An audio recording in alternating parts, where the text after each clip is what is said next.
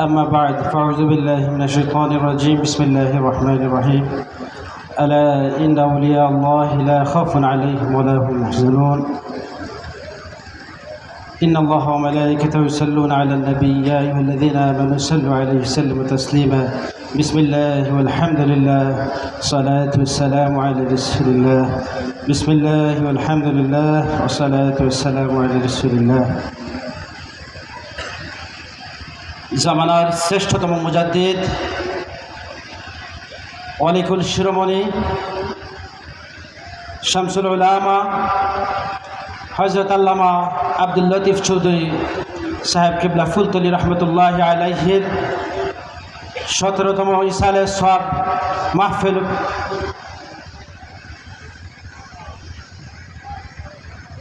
প্রিয় মুর্শিদের স্মৃতিধন্য বালায় হাওরের বুকে আজকের এই ইসালে সওয়াব মাহফিলে সভাপতিত্ব করছেন, তালিম তারবিয়ত প্রদান করেছেন আমাদের প্রিয় মুর্শিদ হযরত বড় সাহেব মুদাজ্জিল্লাহুল আলী। মঞ্চে উপস্থিত রয়েছেন দেশের বিভিন্ন প্রান্ত থেকে আগত বিশিষ্ট ইসলামী চিন্তাবিদ, শিক্ষাবিদ, ধর্মীয় অঙ্গনের নেতৃবৃন্দ। আমার সম্মুখে উপস্থিত ফুলতলি সাহেব কিবলা রহমতুল্লাহ আলাইহির মুরিদিন মুহিব্বিন।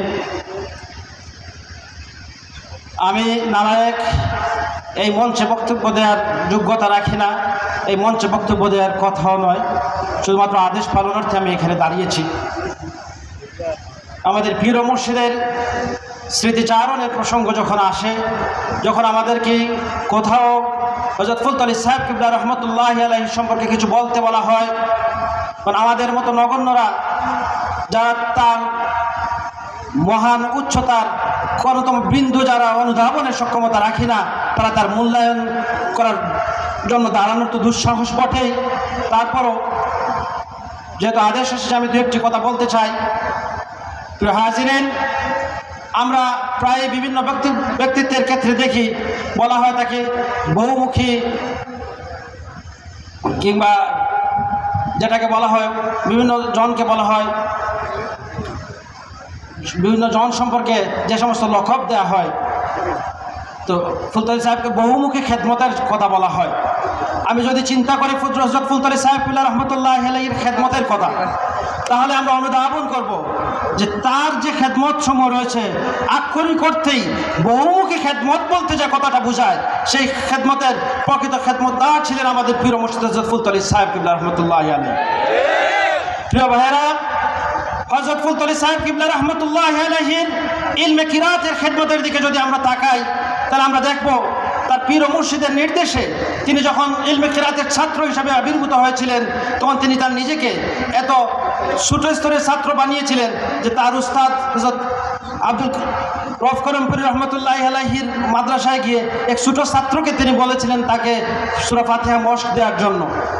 তিনি তার আল্লাহর কালাম শিক্ষার জন্য তার নিজেকে এতটুকু নিচে নামিয়েছিলেন, আর তার জরিয়ে আল্লাহ রাব্বুল আলামিন তাকে পৃথিবীর শ্রেষ্ঠতম কারীদের একজন রইসুল কুররা হিসেবে কবুল করে নিয়েছেন। তিনি যখন আল্লাহ রাসূল পাক সাল্লাল্লাহু আলাইহি সাল্লামের ইশারায় দারুল কিরাত নামক এই খিদমত চালু করেছিলেন, তখন এই দারুল কিরাতের ছাত্র ছিলেন মাত্র একজন, হযরত আব্দুল নূর গরকাপনি রহমতুল্লাহ আলাইহির উস্তাদ ছিলেন তিনি একা। কিন্তু তার এই মকবুলিয়তের কারণে, তার খুলুসিয়তের কারণে, আল্লাহর কালামের প্রতি তার এই নিবেদনের কারণে আজ সেই খিদমত 6 দশক 7 দশক পরে বিশ্বব্যাপী তার দারুল কিরাতের খিদমত এমনভাবে ছড়িয়ে পড়েছে, প্রতি বছর রমজানে 2500-এরও বেশি শাখায় 5 লক্ষাধিক ছাত্রছাত্রী পবিত্র কোরআনের বিশুদ্ধ তেলাওয়াত শিক্ষা করছে। আমরা নিশ্চয়তা দিয়ে বলতে পারি, আজকের এই ইন্টারনেট তথ্য প্রযুক্তির যুগে এই কথা গ্যারান্টি দিয়ে বলতে পারি, পবিত্র কোরআনের বিশুদ্ধ তেলাওয়াত শিক্ষার জন্য এমন প্রাতিষ্ঠানিক আয়োজন, এত বৃহৎ পর্যায়ের খেদমত সারা পৃথিবীতে আর কোন প্রতিষ্ঠান করে না। দারুল কিরাত মসজিদে ফুলতলি ট্রাস্টের মাধ্যমে ফুলতলি সাহেব কিবলা রহমতুল্লাহ আলাইহি ইলমে কিরাতের যে অনন্য খিদমত রেখে দিয়েছেন আমাদের পীর মুর্শিদ হযরত বড় সাহেব কিবলা মুদাজ্জিল্লাহুল আলাইহির নেতৃত্বে, সেই খেদমত এখনো অব্যাহত রয়েছে, কিয়ামত তক এই খেদমত জারি থাকবে ইনশাআল্লাহ। আমরা যদি ইলমে হাদিসের খেদমতের দিকে তাকাই, ফুলতলি সাহেব কিবলা রহমতুল্লাহ আলাইহিকে যারা আমরা তার শেষ জামানায় দেখেছি, আমরা দেখেছি সব সময় তিনি মানুষ পরিবেষ্টিত, তিনি যেখানে যাচ্ছেন সেখানেই একদল মানুষ তাকে ঘিরে ধরে আছেন। কেউ তার বিভিন্ন সমস্যার সমাধানের জন্য আসছেন, কেউ তাবিজ দোয়া দুরুদের জন্য আসছেন, কেউ বিভিন্ন প্রোগ্রামে তাকে নেয়ার জন্য আসছেন, কেউ হাদিয়া তুফা নিয়ে এসেছেন। সব সময় তিনি ব্যস্ত, কিন্তু এত ব্যস্ততার মধ্যে তিনি যখন ইলমে হাদিসের দর্শে বসেছেন, তখন আমাদের মতন আলাইকরা তো মূল্যায়নের যোগ্যতা রাখি না।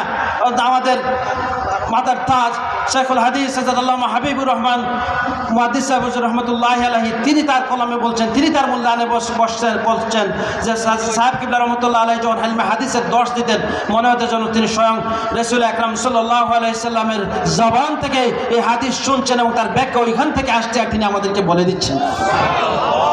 7 দশক ব্যাপী তার সেই ইলমে হাদিসের খেদমতে তিনি অসংখ্য যোগ্য মুহাদ্দিসিনে কিরাম রেখে গেছেন, অসংখ্য দারুল হাদিস প্রতিষ্ঠা করে গেছেন। শুধু তাই নয়, তার এই খিদমতের দ্বারা আমরা যদি লক্ষ্য করি, শুধু বাংলাদেশের কিংবা পার্শ্ববর্তী দেশ ভারতে সীমাবদ্ধ নয়, ইউরোপ আমেরিকার মতো পাশ্চাত্যের সেই খ্রিস্টান অধ্যুষিত রাষ্ট্রগুলোতেও তার এই খেদমত ছড়িয়ে পড়েছে। 1978 সালে, আজ থেকে প্রায় 50 বছর পূর্বে তিনি যখন প্রথম ব্রিটেন সফর করেছেন, সেই সফরের সময় তিনি অনুধাবন করেছিলেন যে এই দেশে বিজাতীয়দের সেই সংস্কৃতির মধ্যে আমাদের মুসলমানদেরকে টিকিয়ে রাখতে হলে, আমাদের বাচ্চাদেরকে সঠিক পথে রাখতে হলে দ্বীন ইসলামের প্রকৃত শিক্ষা এবং আদর্শ বিশ্বাস যদি এদের মধ্যে দিয়ে দিতে হয়, তাহলে এখানে প্রতিষ্ঠা করতে হবে। এবং তিনি সেই প্রতিষ্ঠার উদ্যোগ নিয়েছিলেন। আজকে দারুল হাদিস লতিফিয়া লন্ডন, দারুল হাদিস লতিফিয়া নষ্ট সহ গোটা ইংল্যান্ডের মতো রাষ্ট্রেই 50-এর অধিক বিভিন্ন ধরনের প্রতিষ্ঠানের মাধ্যমে তার খেদমত চলতেছে। দারুল কিরাতের 58টা শাখা এই বছর দারুল কিরাতের খেদমত চলেছে। আমরা যদি তার ইলমে তাসাউফের খেদমতের দিকে তাকাই, হযরত ফুলতলি সাহেব কিবলা রহমতুল্লাহ আলাইহি কোন দরজার ওলি আল্লাহ ছিলেন তা বলার মতো ভাষা আমি আল্লাহ এখানে নাই, আমি সেটা বলতেও চাই না। তো আমরা এটুকু বিশ্বাস করি তিনি ছিলেন তার জামানার কুতুব। হযরত ফুলতলি সাহেব কিবলা রহমতুল্লাহ আলাইহির জীবনের দিকে যদি আমরা তাকাই, তাহলে আমরা এটুকু বলতে পারি যে আল্লাহ রাব্বুল আলামিন তাকে মনোনীত করে দিয়েছিলেন তার খিদমতের জন্য, এবং আল্লাহ রাব্বুল আলামিন তার কাছ থেকে খিদমত নিবেন বলেই তাকে কবুল করে নিয়েছিলেন। এজন্য তিনি জীবনের পরতে যেখানেই তার স্পর্শ লেগেছে, ইংরেজিতে যেটা বলে টাচ স্টোন, তা পরশ পাথরের মতো, তিনি যেখানেই স্পর্শ করেছেন সেখানেই ফুল ফুটেছে। আমরা যদি তার দাওয়াতি খেদমতের দিকে তাকাই, তাহলে আমরা দেখতে পাই প্রায় 100 বছর ব্যাপী জীবনে তিনি হাজারো লাখো মানুষকে, পথহারা বনি আদমকে তিনি ইসলামের সুমহান ছায়াতলে নিয়ে এসেছেন, আহলে সুন্নাত ওয়াল জামাতের প্রকৃত আকীদা বিশ্বাসে দীক্ষিত করেছেন। হযরত ফুলতলি সাহেব কিবলা রহমতুল্লাহ আলাইহি যখন তার এই দাওয়াতের কার্যক্রম শুরু করেছিলেন, তখন তিনি ছিলেন একক ব্যক্তি, রামপুর আলিয়া থেকে আসা রামপুরি সিলসিলার একমাত্র ব্যক্তি যিনি দাঁড়িয়েছিলেন বাকি সকল প্রতিকূলতার বিরুদ্ধে। আর আজ তার সেই একক ব্যক্তিত্বের মকবুলিয়তের কারণে তার অনন্য খেদমত আজ কোন পর্যায়ে পৌঁছেছে, হযরত ফুলতলি সাহেব কিবলা রহমতুল্লাহ নামে একটা মস্তক প্রতিষ্ঠিত হয়ে গেছে এবং সেই মস্তকে লক্ষ লক্ষ অনুসারীরা রয়েছেন। হযরত ফুলতলি সাহেব কিবলা রহমতুল্লাহ আলাইহির জীবনের অন্যান্য যে সমস্ত দিক রয়েছে, যেমন ইসলামী তাহজিব তামাদ্দিন রক্ষায় তার যে দৃঢ় ভূমিকা রয়েছিল, তিনি যে একজন মর্দে মুজাহিদ ছিলেন। যখন এই দিনের উপরে আঘাত এসেছে, যখন ইসলামী তাহজিব তামাদ্দুনের উপরে কোনো ধরনের আঘাত এসেছে, যখন ইসলামী শিক্ষা নিয়ে কোনো ষড়যন্ত্র হয়েছে, আজকের যুগে সেই পাকিস্তান থেকে, সেই ব্রিটিশ আমল থেকে নিয়ে পাকিস্তান আমল হয়ে এই বাংলাদেশ পর্যন্ত, তার ইন্তেকালের আগ পর্যন্ত আমরা দেখেছি একেবারে 90 বছর বয়সের বৃদ্ধ হয়েও, অসুস্থ হয়েও তিনি ইসলামী বিশ্ববিদ্যালয়কে যখন ফাজিল কামিলের মান দিয়ে জাতীয় বিশ্ববিদ্যালয় দিনে ন্যস্ত করার ষড়যন্ত্র হয়েছিল, তখন এই মর্দে মুজাহিদ গর্জে উঠেছিলেন এবং লং মার্চ করে সিলেট থেকে ঢাকা পর্যন্ত গিয়েছিলেন।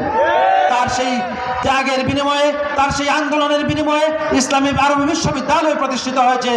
দিনী শিক্ষার সক্রিয়তা রক্ষার সুযোগ আমাদের কাছে এসেছে।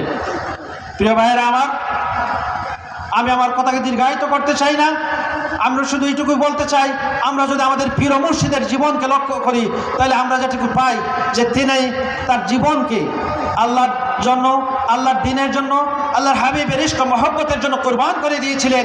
এবং তার সেই কোরবান ছিল কোনো লোক দেখানো, তার লৌকিকতা ছিল না। তার সেই কোরবানির মধ্যে, তার ইখলাসের মধ্যে কোনো ধরনের খাত ছিল না।